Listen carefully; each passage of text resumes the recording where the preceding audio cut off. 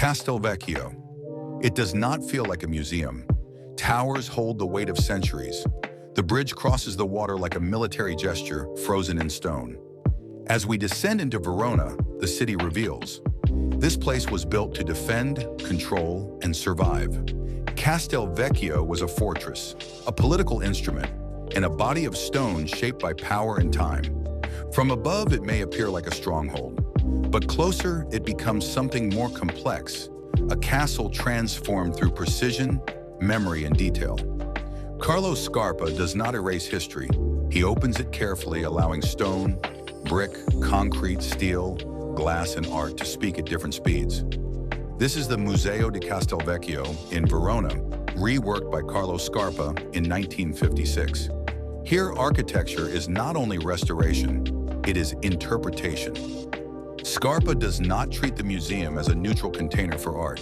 He treats the castle itself as an artifact. The walls, scars, thresholds, medieval masonry, military fragments become part of the exhibition.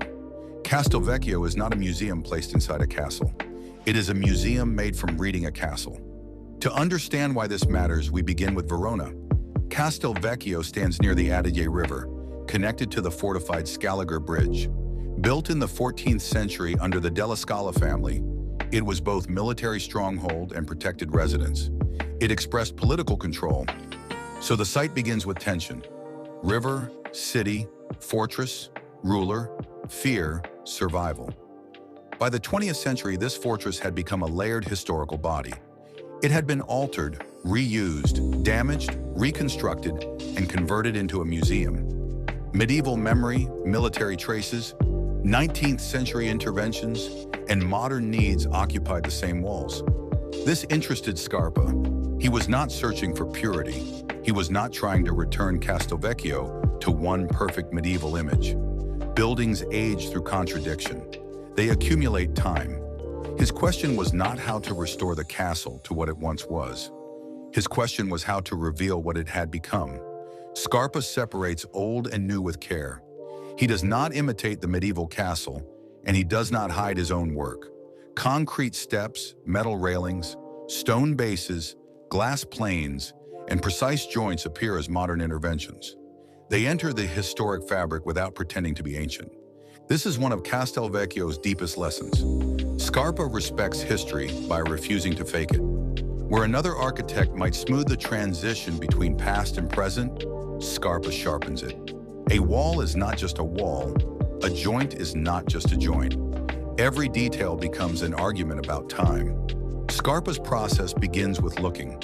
He studies the castle like an archaeologist and designs like a poet. He asks where the body should pause, where the eye should turn, and where the visitor should feel the distance between centuries. In Castelvecchio, movement is narrative. The visitor passes through rooms, thresholds, stairs, platforms, bridges, and views. Scarpa creates choreography. The museum unfolds through compression and release, darkness and light, roughness and refinement. One moment the body is close to masonry, the next it is lifted onto a delicate passage. One moment the eye studies a sculpture, the next it is pulled toward the courtyard, river, or city. The result is a museum that teaches you how to see. Scarpa treats artworks not as isolated objects, but as presences with specific spatial needs. Each piece receives a position, height, base, angle, and relationship to light. Paintings, sculptures, fragments, and remains are staged precisely. The drama comes from attention, not spectacle. The most famous moment is the equestrian statue of Can Grande della Scala.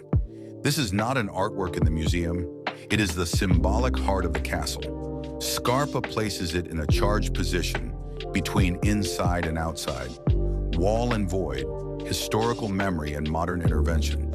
Can Grande occupies the hinge of the project. The statue becomes ruler and fragment, monument and artifact, memory and ghost. We approach it, leave it, rediscover it. It is not reduced to one frontal view. It becomes part of the route, wall, courtyard, and spatial drama. Scarpa does not give the masterpiece away immediately. He delays it, frames it, displaces it, and makes the visitor work through space before understanding its importance. The statue becomes an event. But Scarpa's genius is also in the smallest transitions. A stair meets a wall without fully merging with it. A metal bracket touches stone precisely. A glass plane reveals rather than conceals. A concrete path cuts through historical fabric without pretending to be old. A floor change tells the body that time has shifted. These details are ethical decisions.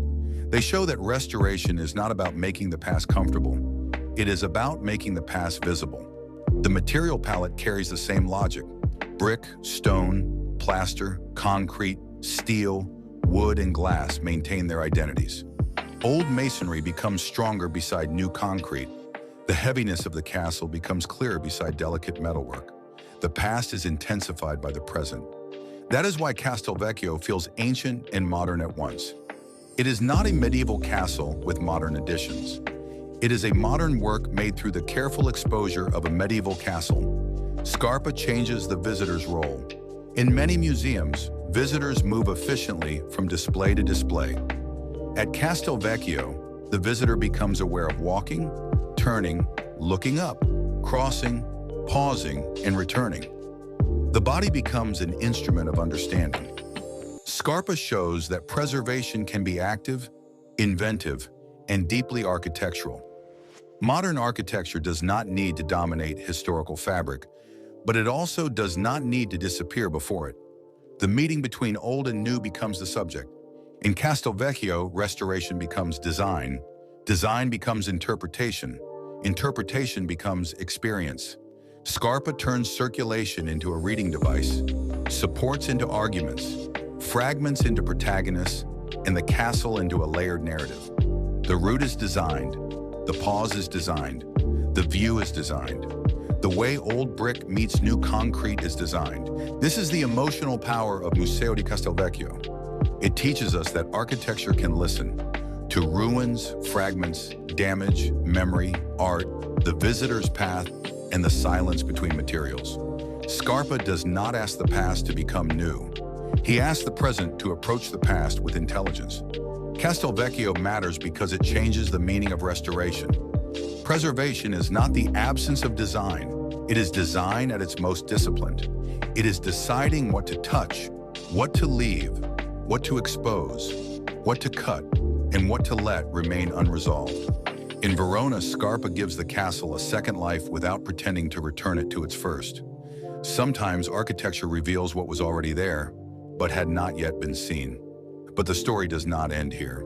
In our next episode, we step into the C.E. Gordon House, designed in 1957 by Frank Lloyd Wright, where the Usonian ideal moves toward the river, forest, and everyday American life. Leave your reflections in the comments. Can restoration be as creative as new construction? Can a museum teach us how to look at time? Subscribe to Space Shape Scale.